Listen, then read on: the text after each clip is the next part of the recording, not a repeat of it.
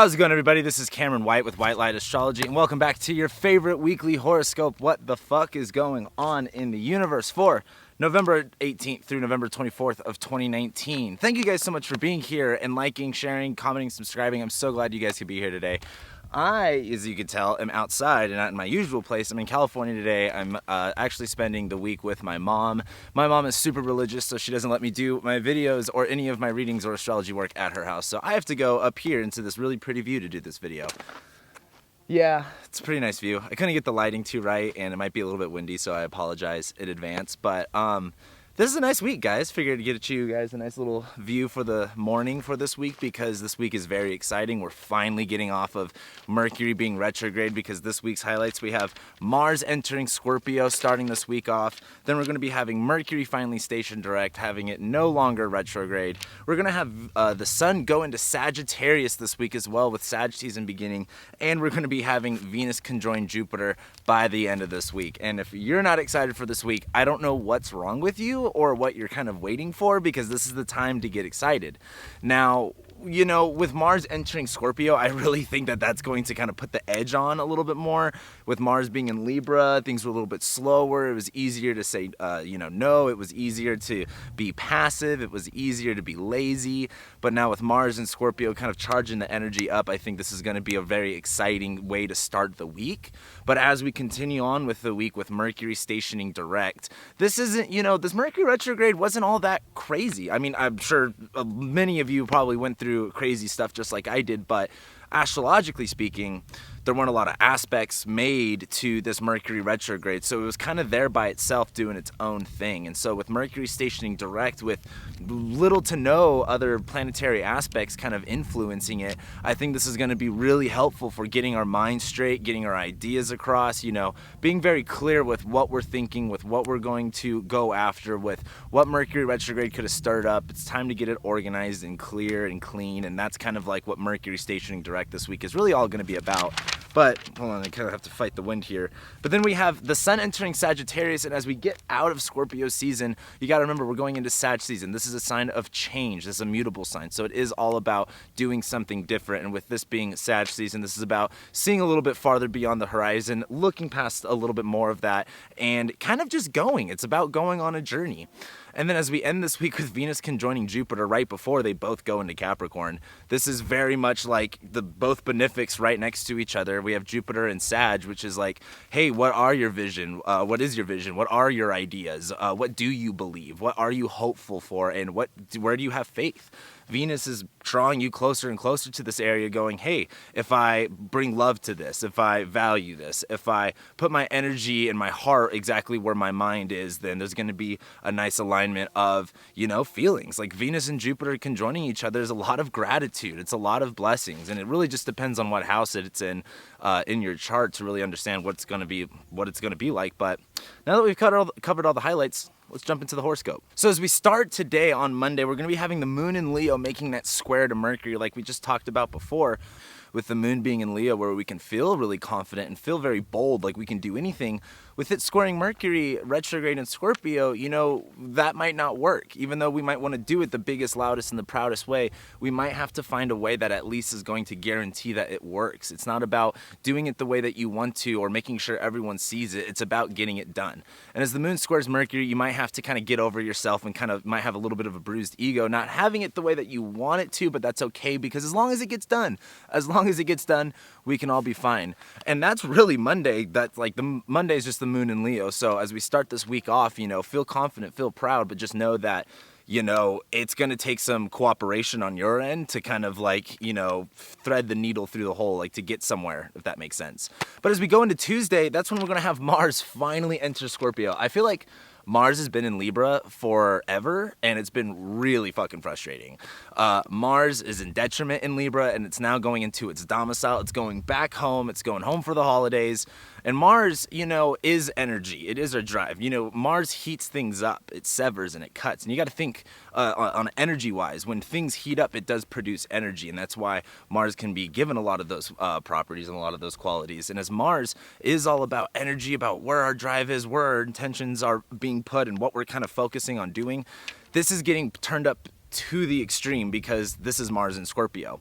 Scorpio, and I mean, if you've been watching my videos, you know how much I say, like, Aries is like the Marine fighter dude going into the battle. The Scorpio is like the guy sitting in the tree for 3 days, like the sniper dude waiting for the right shot.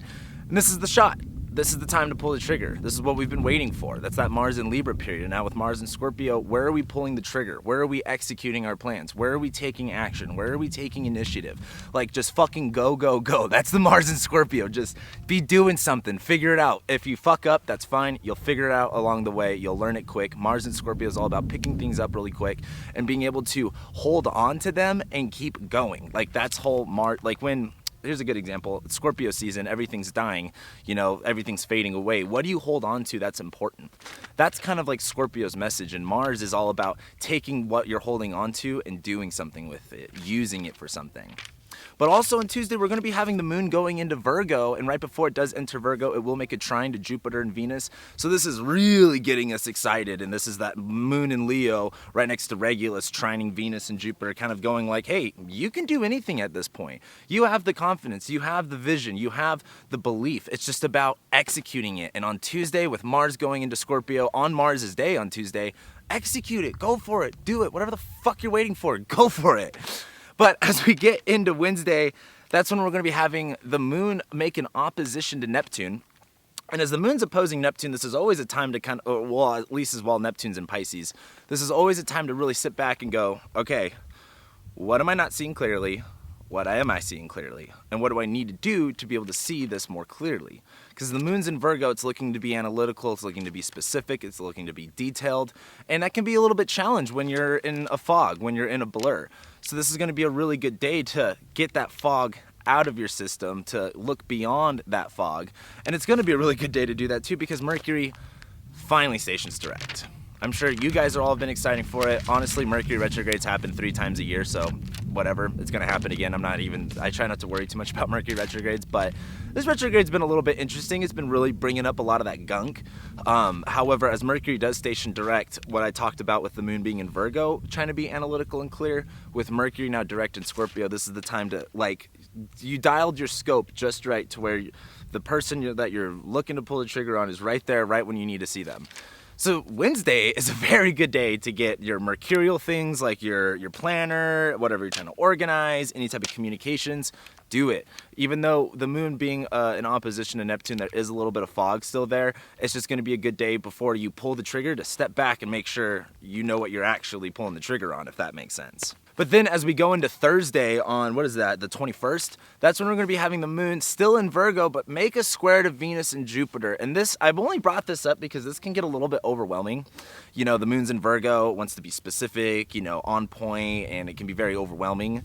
While it's squaring Venus and Jupiter, who are like, you know, moon in Virgo right now is like the mom of the gang, trying to make sure everyone's sober enough to, you know, take care of themselves, everyone's having a fun time. But Venus and Jupiter are like, fuck that, I'm trying to, you know, go here and go there and do this and do that. And Venus and Jupiter can be a lot of fun, it's really exciting, but that moon in Virgo can kind of be like, you know, I don't have all of the energy, I don't have all the specifics, I don't have all the details that I need in order to do all this Venus and Jupiter stuff. And that's okay. The biggest thing though on Thursday is while the moon is squaring it, take this opportunity to get as much together as you can before the journey. Like, you know, you can pack for a trip all you want, but you never really know what you're gonna need. And you can't sit there worrying about, oh, am I gonna need this? Am I gonna take that? And bring 5 or 6 bags with you. Like, you can't really do that. You gotta go, okay, this is what I know I need, pack enough for a bag or 2. And if you need more, get it along the way. Don't worry about it. Don't stress about it. And that's like my whole MO for Thursday is don't stress about it. Just get what you can done, get what you need to get, and go with it. You'll figure out everything else along the way, and you'll pick up what you need to along the way.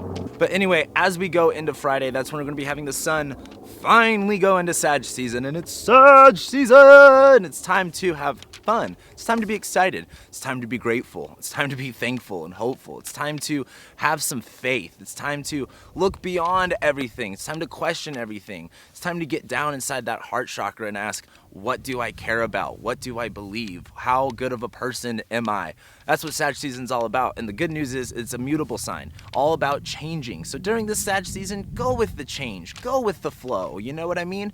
When you're on a road trip with people, I can't believe how many road trip analogies I'm using on this on this video, but if you're on a road trip with a bunch of people, you can't always take the way that you think you're supposed to go. Like, you can't look at the map and go, oh, I'm going to take this freeway to here, and then, you know, you get on that freeway and you find out, like, the exit that you wanted to take was closed or something, and now you have to reroute your destination. Like, you can't just be like, no, like, I got to keep going the way that my map says, regardless of what the signs say. Like, read the fucking signs, go with the change. It's okay. It doesn't have to stay fixated. That's totally cool. And with Mars being in Scorpio, that pedal's going to be to the metal. And it's not about stopping, even though you're not going to want to stop. It's about turning with it. You know, go around the wreck. Don't go through the wreck. But also on Friday is when we're going to be having the moon go into Libra. And I think that this is going to be a nice time to kind of, like, you know, chill out for a second, because while the moon's in Libra, we can kind of delegate, balance things out a little bit, take a quick breather. It is going to start to be making a square to Saturn later on, where it gets a little bit serious, but that'll be nice, because while the sun's in Sag, Mars in Scorpio, Venus and Jupiter conjoining, feels like we're going to be going fucking crazy and everything's going to be going everywhere. So maybe Friday with the moon going into Libra is going to be a nice time to take a nice little break. Kind of relax and take everything in and think about everything, delegate the things that you need to, balance the things that you need to out, and get into the weekend.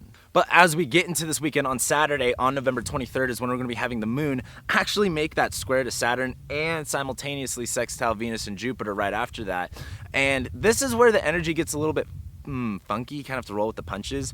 Because the moon's squaring Saturn, I mean, you guys know what that means. Like, that's kind of like, that's uncomfortable. The moon in Libra is like, oh, Saturn in Capricorn, I'm not as cold and harsh as you. I don't know how to be mean. I have to be nice. And this is a situation I have to be mean in, and I don't know how to do that. And that's okay. Like, the moon in Libra is just kind of like wanting to bring some fairness and some lightness to what would otherwise be kind of a cold, hard situation. And that's good. We need that. But as it's sextiling Venus and Jupiter, there is some positivity here. There is some room for growth. And as the moon's in Libra, you know, it's balancing this side with Venus and Jupiter and this side with Saturn and Capricorn. And it's kind of like, you know, extreme fun, extreme boring, and extreme not fun. So during Saturday, it's going to feel like a little bit of both ways. But the moon squares Saturn first. So on Friday night going into Saturday as the moon square Saturn, handle all of the obligations, the responsibilities, the hardcore stuff you don't like dealing with, handle that then. And then as we get into Saturday night, as the moon starts to sextile Venus and Jupiter, go have some fun. Go meet some people. It's a very, very, very social lineup that we have in the astrology. So go out and be social. Go out and have fun. Have human experiences and live your life. But then as we get into Sunday, you know, that's real. Oh, wait, I didn't even write Sunday. I fucked something up on my horoscope here. We're going to figure it out. Well, that's really it for Sunday. I mean, that's this weekend. That's Saturday. But then as we go into Sunday and Monday, on Monday is when we're going to be having the moon enter Scorpio. And as it enters Scorpio and things get a little bit intense there for a second, it's going to only be a little bit more intense than usual because Mars is right there, and it makes a conjunction to Mars like right as it enters Scorpio. And this is the time where we can be taking emotionally charged actions, which may or may not be good, depending on what you do. I mean, sometimes an emotionally charged action is good, sometimes it's not good. I guess there's only one way to find out. However, as the moon does conjoin Mars, you know, be careful about what exactly it is that you're focusing on. The Mars, remember, severs, cuts, stings, pierces. So there is a little bit of harshness to Mars. It's a malefic. But as the moon's there in its sign of fall, it can get really easy to, you know, sting and pierce back to people. You don't always have to do that, and especially to yourself. You don't have to be so stingy or so, you know, heated up towards yourself. You know, be a little bit nicer, be a little bit calmer. And as the moon goes into Scorpio and conjoins Mars, if you're gonna take action, make sure it means something. Make sure it has some type of, you know, significant meaning to you. Otherwise, it's just gonna be a waste of your energy. And this isn't a time to waste energy right now. This is a time to really squeeze the juice out of this, because this is, to be honest with you guys, the last cool ass week we have of this year. Like, you know, after this we have Venus moving into Capricorn, Jupiter moving into Capricorn, and that's it until we get into eclipse season and we get the Saturn-Pluto conjunction, which you guys all know is going to be rough. So squeeze all of this out. Don't do anything you wouldn't otherwise suggest doing. Like, do something good for yourself. Do something you want to do. But then also on Monday is when we have Venus conjoining Jupiter. And, you know, I think this is really interesting just because it's basically like right next to that galactic center point. It's not exactly on it, and that's a big deal too. A lot of people try to be kind of lenient with the galactic center at the last degrees of Sag. But here's a good way to look at it. If the galactic center is at 27 degrees Sagittarius, and if, let's say we're in a rocket ship, and I aim for 28 Sagittarius, I'm going to completely fucking miss the galactic center and go somewhere completely different. I'm going to totally miss it. It's very important. Like, the specific degrees are very important. So it's not happening right there on the galactic center, but pretty fucking close. But what I think is important about this is Jupiter's been in Sag. What have we learned? What have we gained? What have we gone through? What do we now understand? What are we educated now on?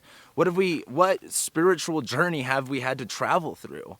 And Venus coming up to Jupiter is like, hey, like, you know, you could have gone through, like, I mean, I know I went through a hard ass fucking year. Like, I can't even begin to tell you guys how hard this year was for me. But having Jupiter, like, coming up to my ascendant, going through my first house, like, I can't tell you how much this year has taught me. And how much different I am because of that and what it's learned. And I feel as if with Venus coming around for the picture, it's about taking a moment to appreciate it. Take a moment to appreciate what you've been through this year and what you've been the past 10 years at that. But what have you been through? What have you learned? Where have you grown? And how much value are you getting out of that? Because that's Venus. Venus is all about that money, all about that value. Like, really look at what you learned and where you're going to really reap the benefits out of that. Where you're going to squeeze all of the juice that you can out of that. And as we go into Monday, as we go into next week, and we're going to talk a little bit more about the Venus conjoining Jupiter thing next week too. Just, you know, be grateful. Just acknowledge everything and understand it, appreciate it, because, you know, this is your one and only life. You gotta have to accept the bullshit and the good stuff. You know, you can't just only enjoy your dessert. You gotta eat your greens too. And this is about appreciating the greens on your table before you get that nice cheesecake. But that's basically this week for you guys. Next week gets a little bit different. We have Venus entering Capricorn. We have the new moon in Sagittarius. And then as we start the week after that, Jupiter enters Capricorn. And, you know, next week kind of, you know, turns the dial down a little bit. It's not like, I don't want to say it's like super chill next week. I mean, we have the new moon in Sag, but next week does kind of tone things down a little bit. And things get a little bit more serious with Venus and Jupiter moving into Sag. And with that new moon in Sag, this is all about resetting intentions and all that kind of good stuff. So this is really the week to squeeze all the juice out that you can. So with that being said, thank you guys so much for being here. I love and appreciate every single one of you guys. And I'll be seeing you next week.